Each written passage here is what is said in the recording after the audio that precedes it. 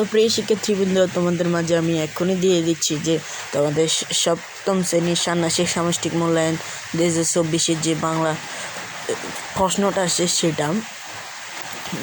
তো তোমরা এখনও যারা আমাদের চ্যানেলে নতুন আছো, তোমরা দয়া করে ভিডিওটাকে সাবস্ক্রাইব করে দাও এবং লাইক দিয়ে দাও।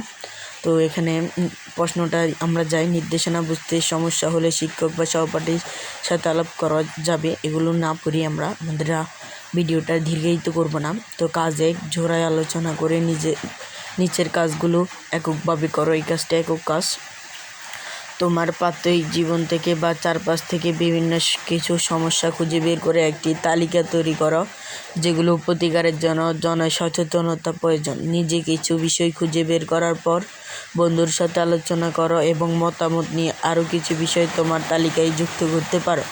কোন বিষয়গুলো তুমি নিজে খুঁজে পেয়েছো আর কোনগুলো আলোচনার মাধ্যমে উঠে এসেছে তা উল্লেখ করতে হবে। নিচের চকের মতো একটি খাতায় চকে গিয়ে তোমার তালিকাটি করতে পারো। এই চকটি আমাদেরকে করতে হবে। তো আমরা দেখিয়ে দিচ্ছি তোমাদেরকে এই চকটা, উত্তরপত্র আমরা এখনই দেখিয়ে দিচ্ছি।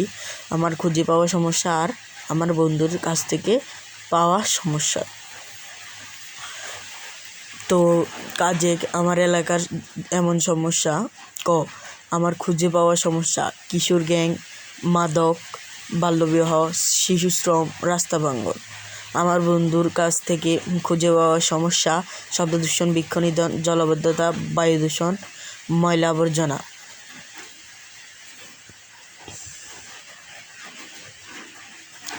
তো এটাই কাজ একের প্রশ্ন। তারপরে এবার তালিকা থেকে দুটি বিষয় বাছাই করো। বিষয় দুটি এমন হবে যা সকলের জন্য প্রয়োজনীয় বলে তুমি মনে করছো। এরপর বিষয় দুটি নিয়ে আলাদাভাবে দুজনের সাথে দুটি সংক্ষিপ্ত কথোপকথন তৈরি করো। কথোপকথন লেখার সময় নিচে নির্দেশনা অনুসরণ করো। একজন বয়োজ্যেষ্ঠ এবং সমবয়সীর সাথে কথোপকথন দুটি আলাদা নমুনা লিখতে হবে। এখানে কিন্তু আমাদের যে কীভাবে লিখতে হবে সেই নির্দেশনাটাও দিয়ে দিয়েছে। তো আমরা নির্দেশনা অনুসারে করতে হবে, নির্দেশনা মেনে করতে হবে, না হলে আমাদের প্রশ্নটা হবে না, বোধগম্য হবে না, এটা কিন্তু নেওয়া যাবে না। তো আমাদের উত্তরটা হলো আমার এলাকা নির্বাচিত দুটি বিষয় হলো বাল্যবিবাহ, শব্দ দূষণ। কথোপকথন 1: চলো আইফ, আজ আমরা বাল্যবিবাহ সম্পর্কে দাদার কাছ থেকে কিছু তথ্য জানব। আইফ: হ্যাঁ, চলো, আমরা বিষয়টি নিয়ে জানতে ইচ্ছে করে। দাদা: আপনি কি বাল্যবিবাহ সম্পর্কে আমাদের কিছু বলবেন? হ্যাঁ। তোমরা কি কেউ জানো বাল্যবিবাহ কি? অল্প বয়সে বিবাহকেই বাল্যবিবাহ বলে। খুব সুন্দর। এই বাল্যবিবাহ এখন আমাদের সমাজে প্রচলিত, যা খুবই খারাপ প্রভাব ফেলে আমাদের সমাজে। কীভাবে দাদা? তাহলে তো আমাদের উচিত তাদের বাঁচানো। বাল্যবিবাহ অবশ্যই বাঁচানো উচিত, যার ফলে যাদের শারীরিক সমস্যা পরিণত হচ্ছে জন্মদান অন্যতম। ঠিক আছে, তাই আমাদের বাসার কাজে মেয়েটা এত বেশি অসুস্থ থাকে আর মাতৃত্বকালীন সেবা বিশ্রাম পায় না, তাই এমন হচ্ছে। তাহমিদ: তাহলে এটা থেকে মুক্তির উপায় কি? দাদা: সমাজের বাল্যবিবাহ সচেতনতা বৃদ্ধি করা, এর ভয়াবহ তুলে ধরা ও আইনের আশ্রয় নেওয়া। চলো আমরা বাল্যবিবাহ প্রতিরোধ কাজ করব। আর তাইফ আর তাহমিদ আমাকে সাহায্য করবে। দাদা: আচ্ছা, খুব ভালো। এখন সবাই জানলে, এখন তোমরা কাজটি করিও। আচ্ছা দাদা, আপনিও ভালো থাকবেন। তো এখানে আমাদের কথোপকথন একটা শেষ হয়েছে। এখানে কথোপকথন আমাদের কাজকে মেয়েটা কিছুদিন হলো বিয়ে হয়েছে, আমি শুনেছি। এখন নাকি তার স্বামী তাকে নিচ্ছে না মানে কি? মেয়েটা এখন ওর বাবার বাড়িতে থাকে। রাইস: কেন? তার স্বামী একটা যৌতুক হিসেবে মোটরসাইকেল চাচ্ছে, কিন্তু তা দেওয়ায় তার বাবার পক্ষে সম্ভব না। তাহলে তো এমন ব্যবস্থার জন্য তার বাবা হ্যাঁ, ছেলে উচ্চ মর্যাদার বলে লোভে বিবাহ দিয়েছিল। হ্যাঁ চাচা, এখন আর কাজ করাটাও বন্ধ করে দিয়েছিল। তার বাবা অনেক দ্রুত বিবাহ দিয়ে নিশ্চিন্ত হতে চেয়েছিল, এখন আর দুশ্চিন্তা পেয়েছে। তাহলে চলো আমরা দাদার কাছ থেকে আমরা যৌতুকের বিষয়টি জেনে নিই। হ্যাঁ চলো। দাদা: যৌতুক হিসেবে প্রতিরোধের উপায় কি? তো এখানে তোমরা পড়ে নিও, আমরা ভিডিওটা দীর্ঘায়িত করবো না। তো এখানে সচেতনতা তৈরি করে হলো এটা তোমরা পড়ে নিও। তো আমাদের তারপরে কাজটাই যাচ্ছি। এবার কথোপকথন ব্যবহৃত 3 ধরনের বাক্যের একটি নমুনা দেখো। এরকম একটি চক খাতায় এঁকে নাও। তো এখানে বাক্যের ধরন সরল বাক্য, জটিল বাক্য, যৌগিক বাক্য আর কথোপকথনে ব্যবহৃত বাক্য, এটা আমরা এখনই দেখিয়ে দিচ্ছি।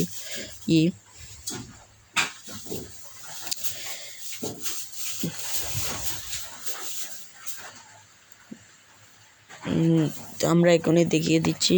আর যারা এখনও চ্যানেলটা সাবস্ক্রাইব করে নাই, সাবস্ক্রাইব করে দাও। তো আমাদের সরল বাক্য, তাহলে এটা থেকে পরিত্রাণের উপায় কি? যদি কোনো মেয়ের বাল্যবিবাহ হয় তাহলে মেধা ও সাক্ষরতা থাকে না। এখন আমি বাল্যবিবাহ সচেতনতা তৈরি করব আর তাহমিদ সাহায্য করবে। তো এটাই কিন্তু যৌগিক বাক্য, জটিল বাক্য, সরল বাক্য। তো এটা আমরা পেয়ে গেছি। এবার আমরা সরাসরি কাজ 2-এ চলে যাব। যে দুটি বিষয় বা ঘটনা তুমি আলাদা করেছো সেই দুটি বিষয় বা ঘটনা কেন আমাদের জন্য দরকারি বা অন্য উপকারে আসতে পারি তা 150 শব্দের মধ্যে লেখো। লেখার সময় খেয়াল রাখো লেখার মধ্যে যেন সমাসপর প্রত্যয়ের মাধ্যমে গঠিত শব্দ থাকে। তো এটা আমরা বললাম না। তো বাল্য বিবাহের মরণ ব্যথি থেকে সমাজ রক্ষা পুরো তাই তোমরা লিখবে। তোমরা চাইলে বাক্যগুলো গুনে, শব্দগুলো গুনে তোমরা 150 শব্দের মধ্যে লিখতে পারো, আরও বাড়িয়ে লিখতে পারো। তো এখানে আমরা বেশি লিখতে পারি না, আমরা বেশি দিতে পারি নাই, তোমরা চাইলে আরও বাড়িয়ে দিতে পারো। তো তোমার লেখা সমাজ প্রত্যয় এগুলো কি আলাদা করতে হবে, তো আমরা এখনই আলাদা করতে যাচ্ছি। তো শব্দ, তারপরে আছে বাংলা কি হবে, যেখানে এখানে একটা শব্দ থাকবে সেটা বাংলা কি হবে সেটা লিখতে হবে। তারপরে শব্দটি কোন উপায়ে গঠিত, যে প্রত্যয় নাকি উপসর্গ নাকি সমাস সেটাও লিখতে হবে। তো আমরা এখনই দেখিয়ে দিচ্ছি সেটা কীভাবে লিখতে হবে। শব্দ পাপযুক্ত, পাপ প্লাস যুক্ত সমাস, এটা সমাস। তো ক্ষতিকর, ক্ষতি যোগ কর প্রত্যয়। জন সচেতনতা, জন যোগ সচেতনতা সমাস। তারপর প্রজন্ম, পর যোগ জন্ম উপসর্গ। সুরক্ষিত, সু প্লাস রক্ষিত উপসর্গ, এটা উপসর্গ। তো পরের প্রশ্নে আমরা যাচ্ছি। তোমার লেখা থেকে দুটি শব্দ বাছাই করো।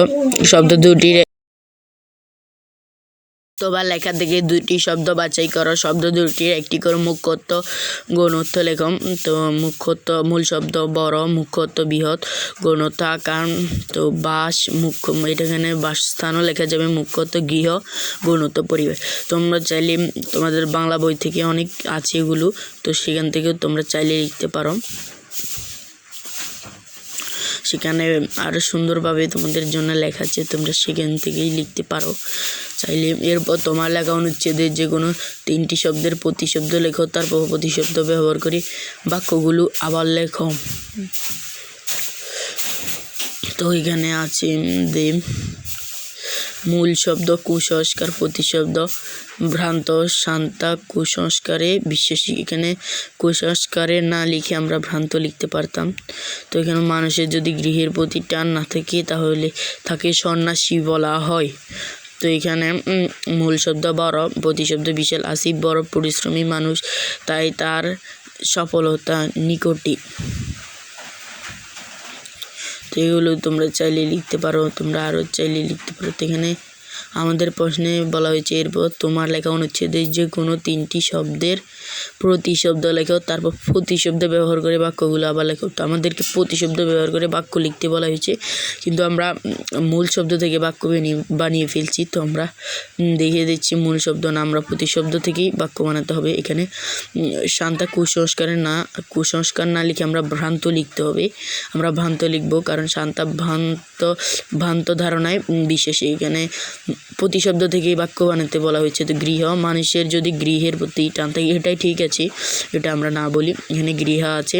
তো আসিফ বড় পরিশ্রমী মানুষ, এটা কিন্তু মূল শব্দ দিয়ে হয়ে গেছে।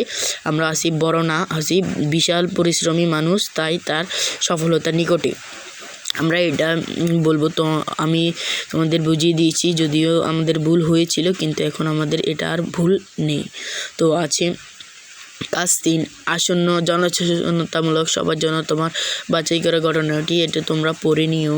তো লেখার কাঠামো কী লেখা হবে। তোমরা এই পুরো প্রশ্নটাই পড়ে নিও। এখন আমরা প্রশ্ন পড়তে পারবো না, আমাদের ভিডিওটা দীর্ঘায়িত হয়ে যাচ্ছে। তোমরা এটা পড়ে নিয়ে তো আমরা মূল উত্তরেই যাচ্ছি। তোমরা এটা ভালোভাবে পড়ে নিও। আর এখনও যারা চ্যানেলটা সাবস্ক্রাইব করে না প্লিজ দয়া করে চ্যানেলটা সাবস্ক্রাইব করে দাও। কাজ 3 বাল্যবিবাহকে না বলুন। এখানে কিন্তু আমাদের সুন্দরভাবে একটা পোস্টার দেওয়া আছে। বাল্যবিবাহ একটি সামাজিক ব্যাধি, আমরা বাল্যবিবাহ করবো না, আমরা বাল্যবিবাহ করবো না, বাল্যবিবাহকে না বলুন। তো এটা খুব সুন্দরভাবে আমরা তোমাদের জন্য সংগ্রহ করেছি। এটা অনেক সুন্দরভাবে দেওয়া হয়েছে। তো তোমরা চাইলে এই পোস্টারটা তোমাদের খাতায় আঁকতে পারো। কেন বাল্যবিবাহ বর্জন করব। তো মাতৃমৃত্যু ঝুঁকি তো এগুলো আছে। তারপরে নবজাতকের মৃত্যু, তারপরে প্রতিবন্ধী শিশু জন্মদান, অপ্রাপ্তবয়স্ক মা, প্রতিবন্ধী, তারপরে ব্যক্তি স্বাধীনতা ব্যবহৃত, তারপরে পরিবারের ধারণা, এগুলো তোমরা পড়ে নিও। আমরা এখন না দেখিয়ে দিতে পারছি কারণ আমাদের ভিডিওটা দীর্ঘায়িত হয়ে যাচ্ছে। তো বিবাহ বিচ্ছেদ তো এগুলো তোমরা লিখতে পারো। তো সবগুলো এখান থেকে সবগুলো লিখতে পারো খাতায় রং করে। তো এই দুইটি তোমরা এই যে ব্যানার পোস্টার, আমরা প্রথমটা ব্যানার দিয়েছি আর দ্বিতীয়টা পোস্টার দিয়েছি, এটা চাইলে তোমরা লিখে নিতে পারো। তো